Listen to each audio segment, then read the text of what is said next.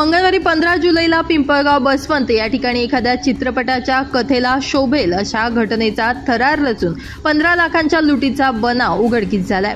माथाडी कामगार संघटनेचा सेक्रेटरीच निघालाय आरोपी। माथाडी कामगारांच्या 15 लाख रुपयांच्या मजुरीच्या रकमेची लूट झाल्याचा बनाव केल्याचा धक्कादायक प्रकार पिंपळगावमध्ये उघडकीस आलाय। या प्रकरणात महाराष्ट्र राज्य माथाडी कामगार आणि जनरल कामगार मंडळाचा सेक्रेटरी राकेश दिलीप बाविस्कर यानंच मिरचीची पूड डोळ्यात टाकून बनावट हल्ल्याचं नाट्य रचून रक्कम लुटल्याचा खोटा आरोप केला होता। मात्र पिंपळगाव पोलिसांनी सीसीटीव्ही फुटेज, तांत्रिक तपासणी आणि आपला पोलिसी खाक्या वापरत अवघ्या अर्ध्या तासातच सत्य बाहेर आणलंय। पोलिसांनी त्याच्याकडून 5 लाख रुपये हस्तगत केले असून उर्वरित 10 लाखांचा तपास सुरू आहे। या कारवाईत निरीक्षक दुर्गेश तिवारी यांच्या मार्गदर्शनाखाली सहाय्यक निरीक्षक संदीप गुगे, उपनिरीक्षक मच्छिंद्र कोल्हे आणि पोलीस कर्मचारी गोकुळ खैरनार, अमोल देशमुख, विकास वाळुंज, नितीन गाढवे, सागर धात्रक, योगेश देवकर, संतोष शिंदे यांच्या पथकानं ही कारवाई केली आहे।